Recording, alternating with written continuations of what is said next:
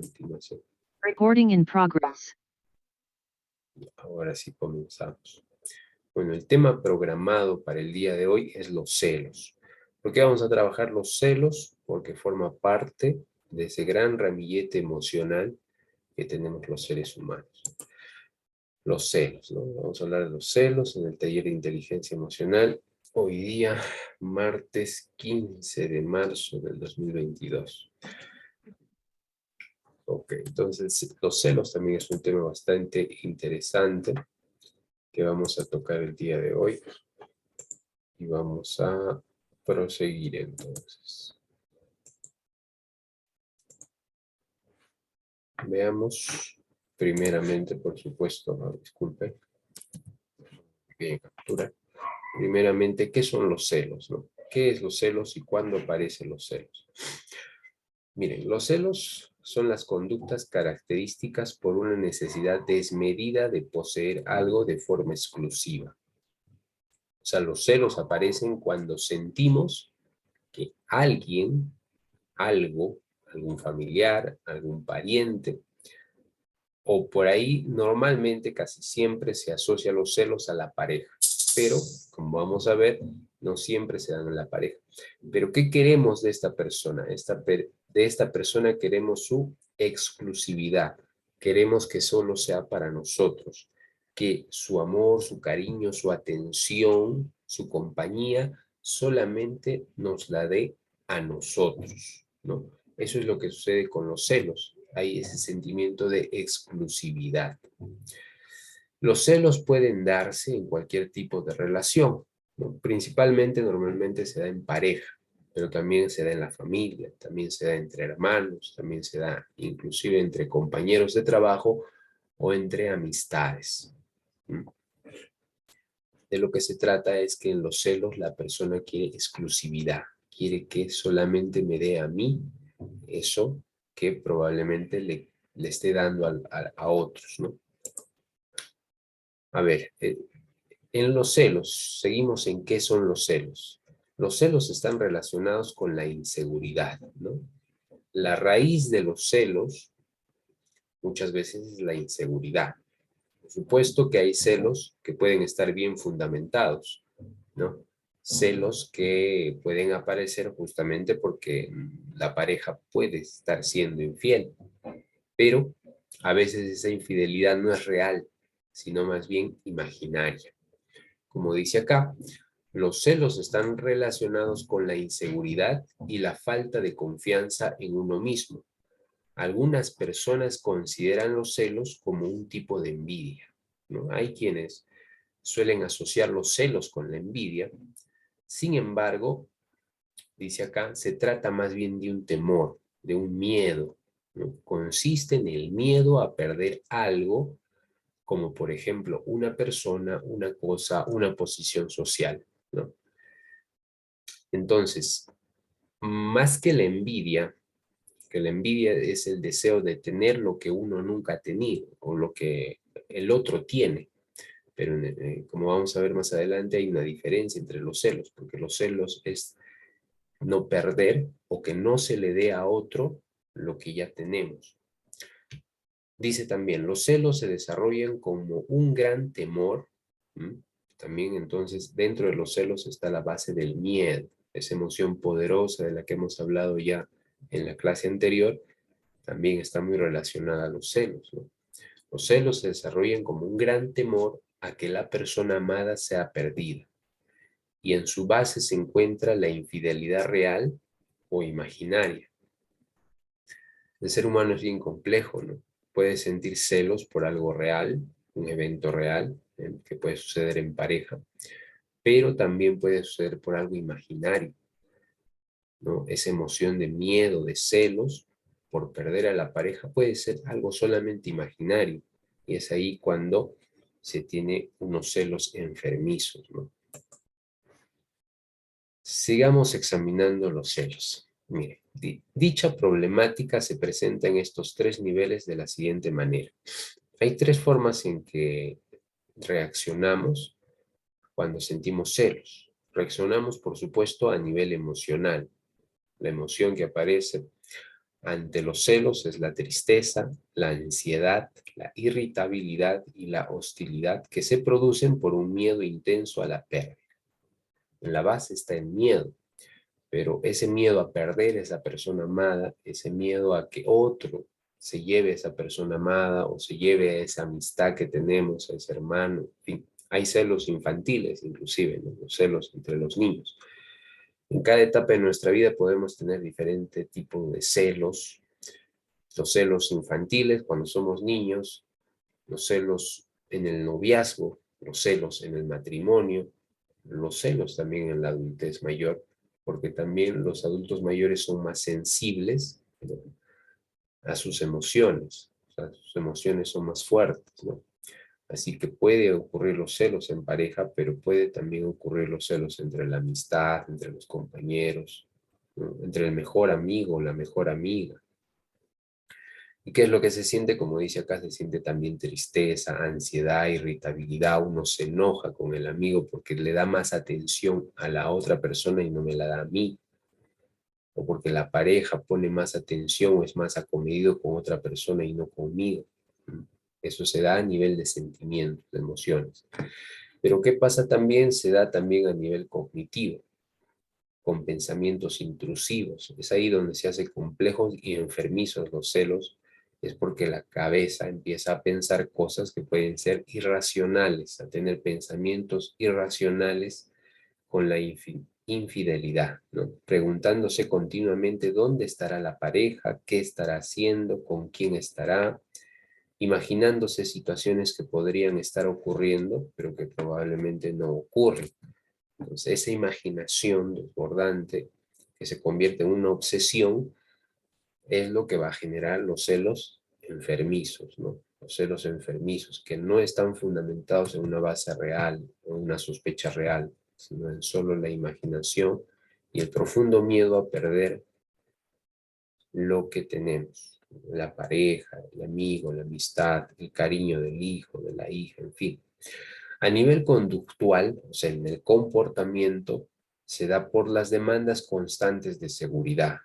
Se le pregunta, ¿dónde estuviste, no? ¿Con quién estuviste? Se hace esta comprobación con interrogatorios.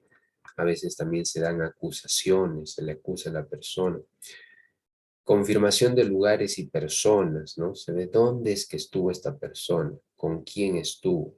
Se dan las medidas de control, ¿no?, del tiempo y también ahora del celular, ¿no? Se revisa el celular de la otra persona o el correo electrónico, se revisan sus cosas, se revisan su vestimenta, su habitación, incluso oler las prendas de ropa de la pareja, ¿no?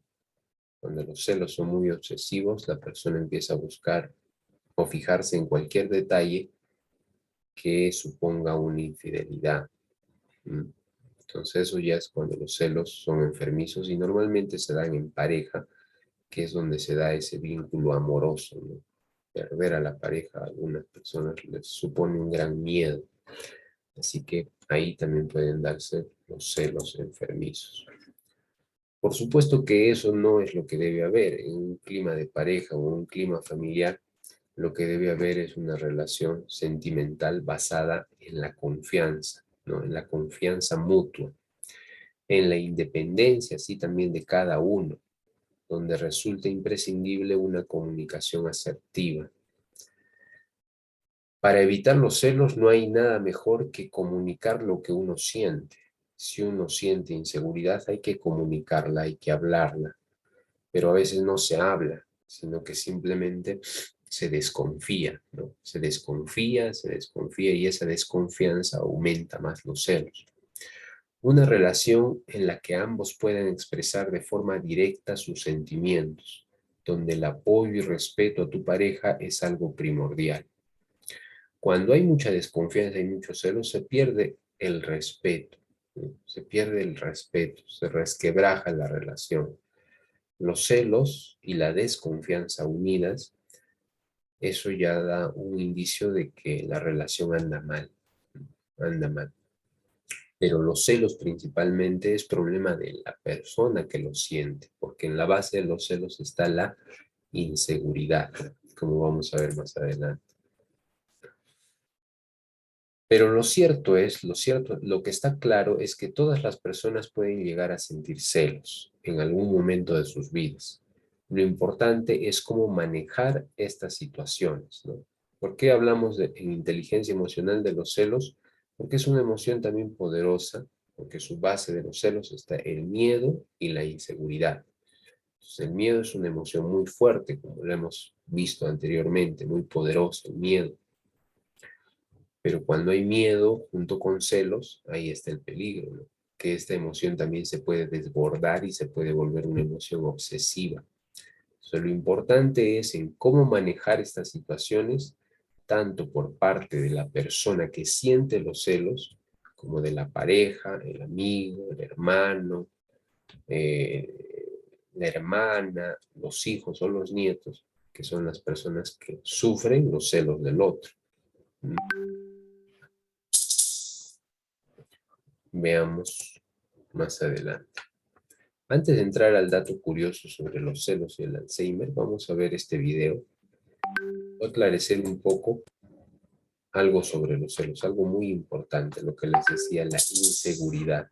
Cuando hay inseguridad, cuando la propia persona tiene mucha inseguridad, es ahí donde aparecen los celos. Y es esa misma persona la que debe buscar ayuda.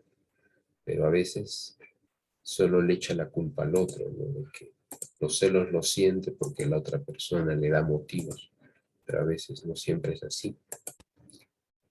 Vamos a verlo aquí. Aquí voy a compartir con ustedes, espero que se esté viendo la pantalla, creo que sí. Vamos a compartir esto de los celos. Un momento. Video corto nos va a quedar un poquito más claro aquello que he explicado.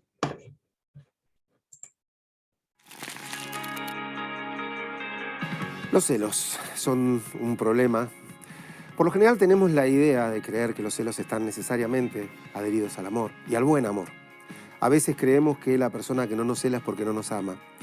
Y en realidad los celos no hablan del amor que yo tengo por el otro, hablan más de la falta de amor que tengo por mí mismo.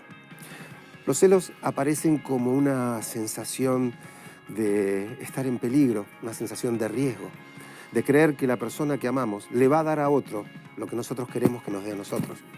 De eso se trata. Lo que está en juego es el amor del otro. Y yo desesperadamente necesito y quiero que ese amor me lo dé a mí. Y temo que vaya a otro lugar.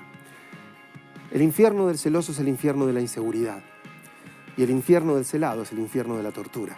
El celoso todo el tiempo impone y pide muestras de amor permanente a la persona que ama para relajar su inseguridad. Pero ¿saben qué? Es un error complacer las demandas de un celoso. Yo sé que por lo general para evitar problemas nosotros terminamos cediendo un poco a estos intereses, a estos pedidos, a estos reclamos, pero créanme que no le hacemos ningún favor. ¿Por qué? Porque al hacer algo, alguien dice, por ejemplo, no me gusta que te vistas de esta manera, te veo muy provocativa, no quiero que estudies, no quiero que vuelvas tarde, me molesta que vayas a bailar con tus amigos. Entonces nosotros vamos para complacerlo, dejando de hacer cosas, creyendo que de esta manera lo ayudamos, que lo vamos a calmar. Pero créanme que no, lo calmamos apenas por un instante, porque el problema del celoso no es con el otro, es con él. Y estas cosas que nosotros hacemos, lejos de ayudarlo a superar aquello de lo que sufre, le refuerzan su inseguridad. Entonces, yo sé que es complejo esto que voy a decir, pero créanme que la mejor manera de ayudar a una persona celosa es no cumplir con sus reclamos. Es dejarlo con esta inseguridad. Sí, se va a angustiar, pero a lo mejor esa angustia lo lleva a algún lado.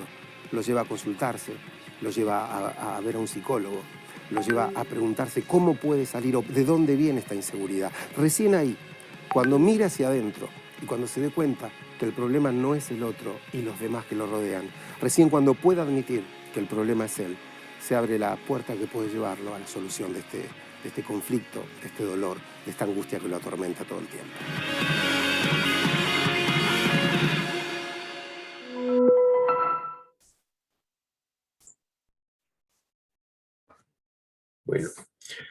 Bueno, en ese video queda claro que la base de los celos es la inseguridad.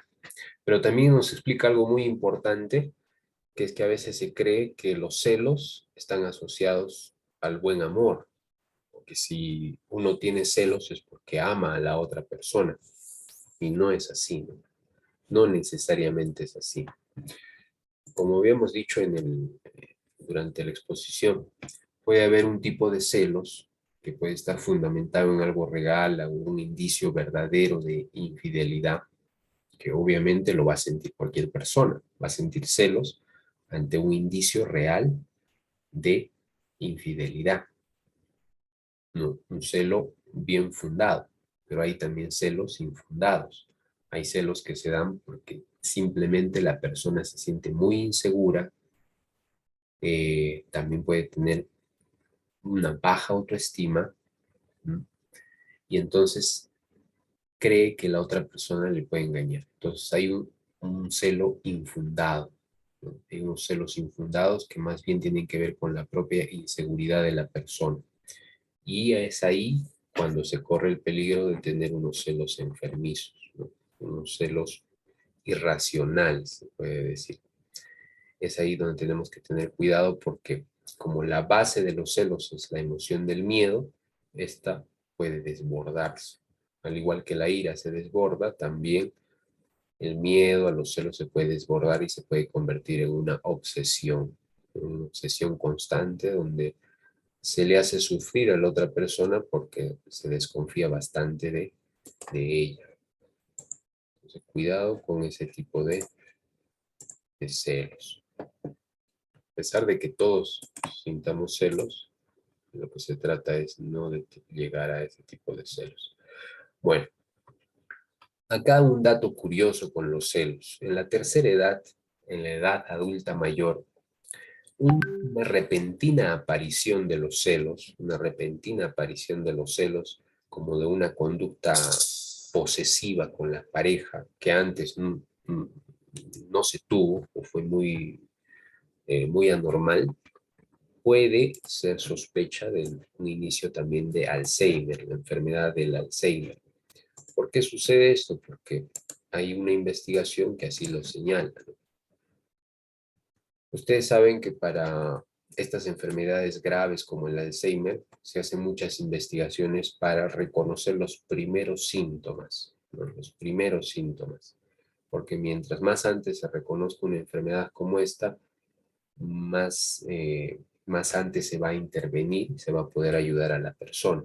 Porque cuando ya se agrava, se vuelve más difícil, ¿no? Y una de estas enfermedades es el Alzheimer. Entonces, lo que dice acá es que un estudio del 2016 refiere que la aparición repentina de los celos, ¿no?, junto a un cambio conductual hacia una mayor posesividad, o sea, tratar de poseer a la pareja, esto para los adultos mayores que viven en pareja, ¿no? Si de repente me surge o surge en esa persona un arranque de celos y de querer poseer a la otra persona, esto en la tercera edad puede dar pistas sobre los primeros estadios de la enfermedad del Alzheimer. Cuando está apareciendo el Alzheimer puede ser uno de esos síntomas, puede ser la repentina aparición de celos enfermizos y posesividad. Pero por supuesto que también se debe ver si esto está acompañado, ¿no?, de olvidos rutinarios, olvido de cosas rutinarias, ¿no? Que el Alzheimer, como sabemos, es una enfermedad que tiene que ver con el olvido, con el deterioro cognitivo. La persona va olvidando. Inclusive en una segunda etapa va a olvidar el rostro de las personas conocidas, ¿no? Olvida a las personas conocidas, a los familiares. Y ya por último, en una tercera etapa pierde algunas capacidades como de vestirse, bañarse, ¿no? Pierde su autonomía porque el deterioro cognitivo es muy fuerte. Entonces, esto solo como un dato curioso, ¿no? Por ahí, entender que los celos también pueden aparecer en estos casos. Por supuesto también que para no toda la persona que de repente se vuelve celosa es porque tiene Alzheimer, ¿no? Claro que no. Pero es un dato curioso que podemos tomar en cuenta. Por supuesto que si queremos diagnosticar el Alzheimer como tal, tenemos que ir a un médico, ¿no? Tenemos que hacer una consulta, un descarte con un médico. Sigamos adelante entonces con los celos. Los celos es una emoción, como había mencionado al principio, que tiende a confundirse con la envidia también, ¿no? los celos y la envidia. Por ahí los celos que también se dan entre la amistad, que también se da, inclusive puede haber entre la familia, celos, que también pueden confundirse con la envidia. Entonces veamos cuál es la diferencia entre celos y envidia, porque no es lo mismo.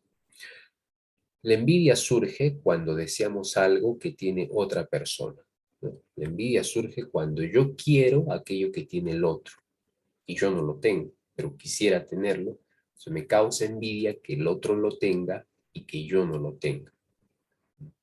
Puede darse envidia por muchísimas cosas, desde objetos hasta posición social, ¿no? Envidia por muchas cosas. Pero la envidia es una emoción que se diferencia de los celos por justamente eso, ¿no? En la envidia yo quiero tener lo que el otro tiene, ¿no? Mientras que en los celos aparecen cuando sentimos que algo que no nos pertenece, los celos aparecen cuando sentimos que algo nos pertenece y no lo queremos compartir. Como había mencionado al principio, los celos aparecen por la necesidad de exclusividad. O sea, aquello que yo tengo no quiero compartirlo con el otro.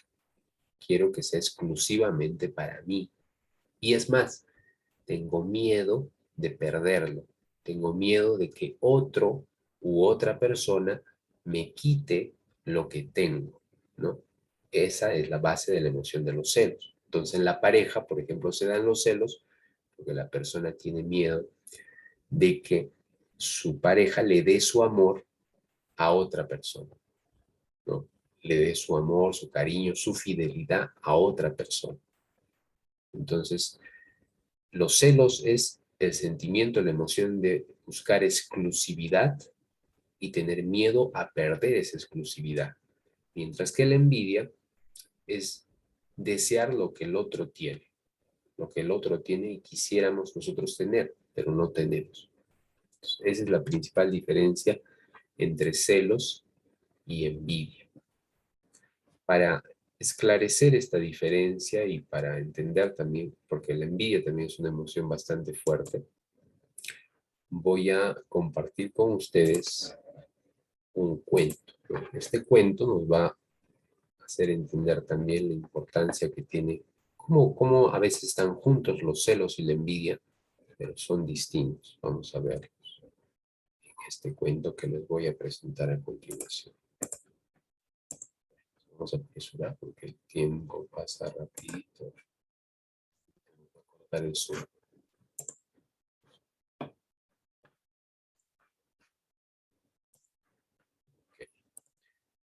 Este cuento se llama el temido enemigo. El temido enemigo. Y nos habla sobre la envidia y los celos.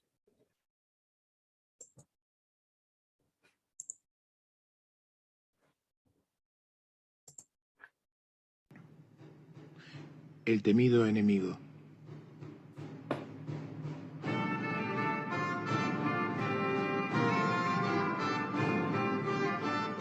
Había una vez, en un reino muy lejano y perdido, un rey al que le gustaba mucho sentirse poderoso. Su deseo de poder no se satisfacía solo con tenerlo. Él necesitaba, además, que todos lo admiraran por ser poderoso.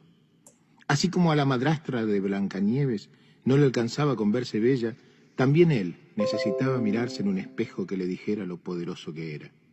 Él no tenía espejos mágicos, pero contaba con un montón de cortesanos y sirvientes a su alrededor a quienes preguntarle si él era el más poderoso del reino.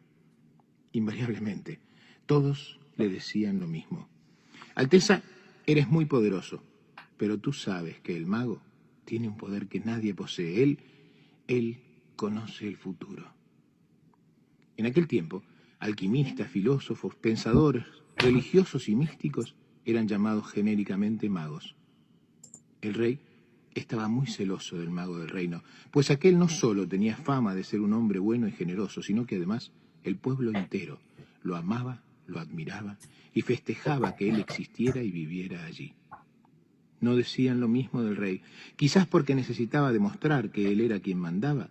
El rey no era justo ni ecuánime, y mucho menos bondadoso. Un día, cansado de que la gente le contara lo poderoso y querido que era el mago, o motivado por esa mezcla de celos y temores que genera la envidia, el rey urdió un plan. Organizaría una gran fiesta a la cual invitaría al mago, y después de la cena pediría la atención de todos, llamaría al mago al centro del salón y delante de los cortesanos le preguntaría si era cierto que sabía leer el futuro. El invitado tendría dos posibilidades: decir que no, defraudando así la admiración de los demás, o decir que sí, confirmando el motivo de su fama. El rey estaba seguro de que escogería la segunda posibilidad. Entonces le pediría que le dijera la fecha en la que el mago del reino iba a morir. Este daría una respuesta, un día cualquiera, no importaba cuál. En ese mismo momento planeaba el rey sacar su espada y matarlo. Conseguiría con esto dos cosas de un solo golpe. La primera, deshacerse de su enemigo para siempre. La segunda, demostrar que el mago no había podido adelantarse al futuro, ya que se había equivocado en su predicción. Se acabarían en una sola noche el mago y el mito de sus poderes. Los preparativos se iniciaron enseguida, y muy pronto el día del festejo llegó.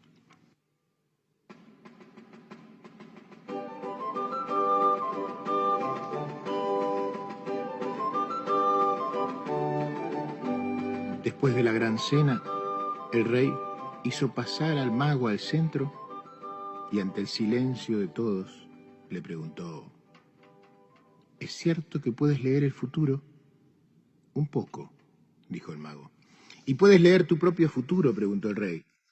Un poco, dijo el mago. Entonces, quiero que me des una prueba, dijo el rey. ¿Qué día morirás? ¿Cuál es la fecha de tu muerte? El mago se sonrió, lo miró a los ojos y no contestó. ¿Qué pasa, mago?, dijo el rey sonriente. ¿No lo sabes? ¿No es cierto que puedes ver el futuro? No es eso, dijo el mago. Pero lo que sé, no me animo a decírtelo. ¿Cómo que no te animas?, dijo el rey. Yo soy tu soberano y te ordeno que me lo digas. Debes darte cuenta de que es muy importante para el reino saber cuándo perderemos a sus personajes más eminentes. Contéstame, pues, ¿cuándo morirá el mago del reino? Luego de un tenso silencio, el mago lo miró y dijo: no puedo precisarte la fecha, pero sé que el mago morirá exactamente un día antes que el rey.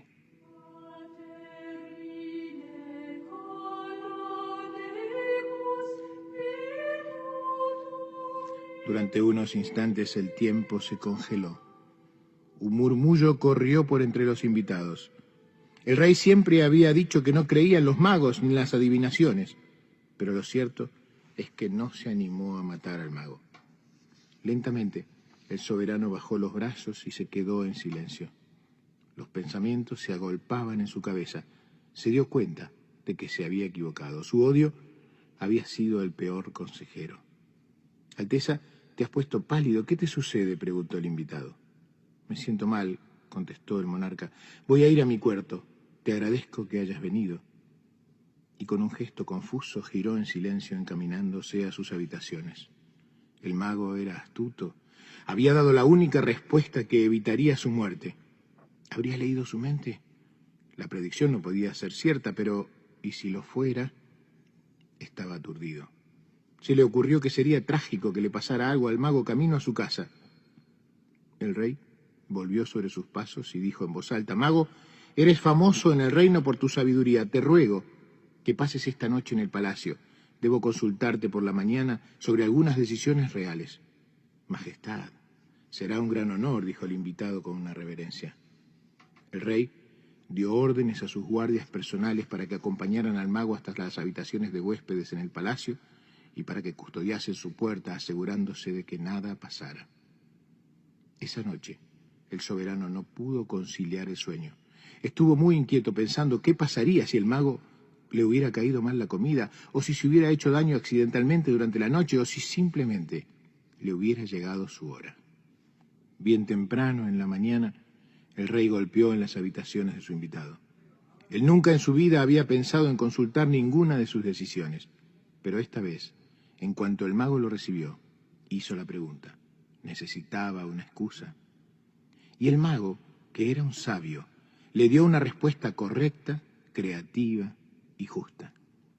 El rey, casi sin escuchar la respuesta, alabó a su huésped por su inteligencia y le pidió que se quedara un día más, supuestamente para consultarle otro asunto. Obviamente, el rey solo quería asegurarse de que nada le pasara. El mago, que gozaba de la libertad que solo conquistan los iluminados, aceptó. Desde entonces, todos los días por la mañana o por la tarde, el rey iba hasta las habitaciones del mago para consultarlo y lo comprometía para una nueva consulta al día siguiente. No pasó mucho tiempo antes de que el rey se diera cuenta de que los consejos de su nuevo asesor eran siempre acertados y terminara, casi sin notarlo, teniéndolos en cuenta en cada una de las decisiones.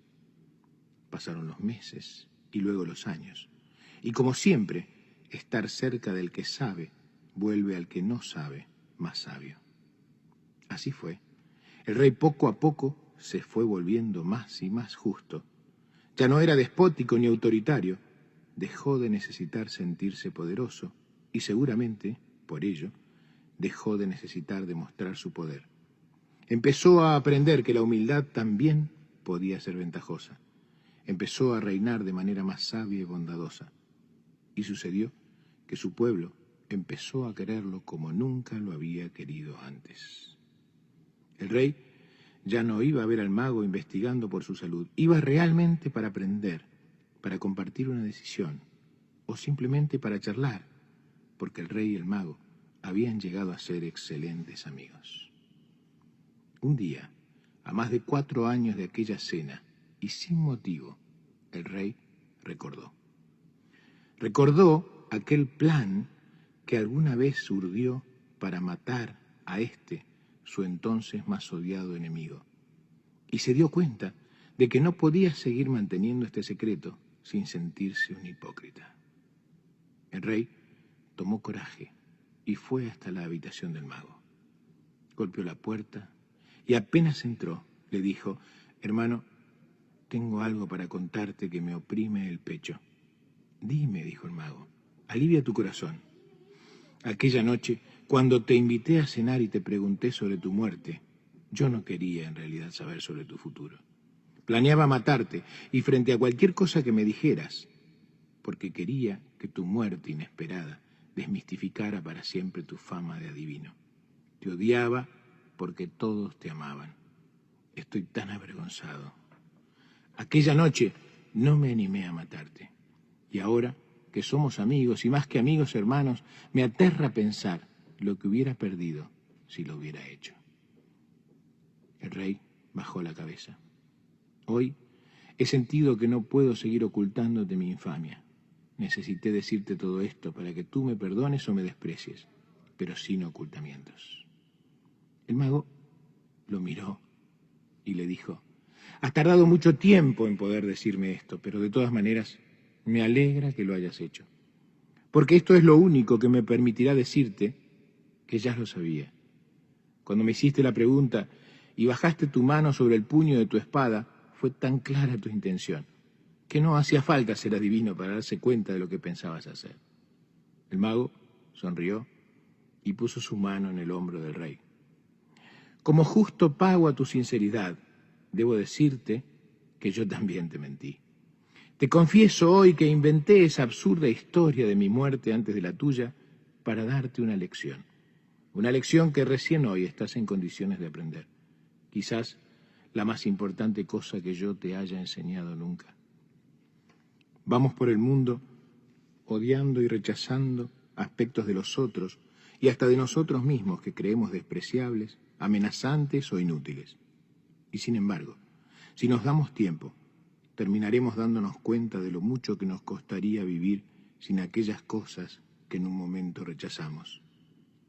Tu muerte, querido amigo, llegará justo el día de tu muerte y ni un minuto antes. Es importante que sepas que yo estoy viejo y que mi día seguramente se acerca.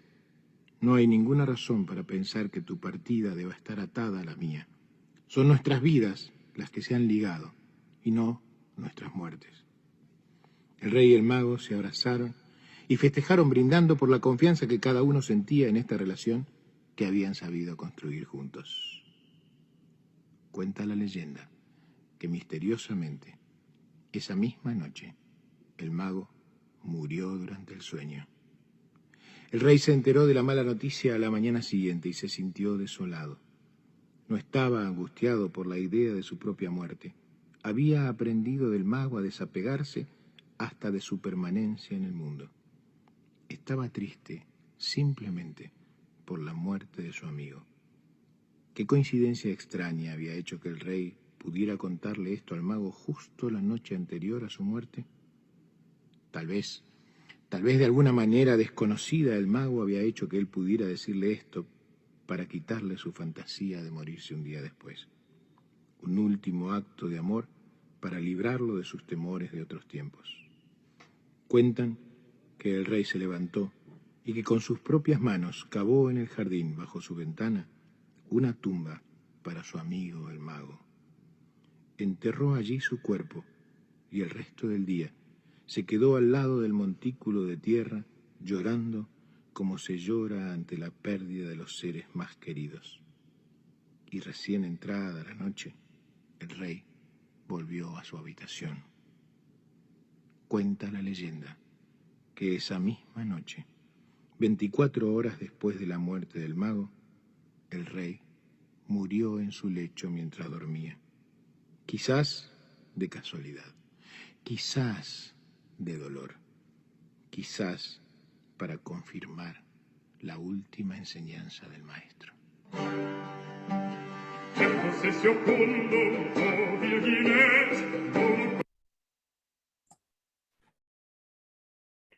Muy bien, espero que se haya podido escuchar correctamente el cuento del último enemigo, ¿no?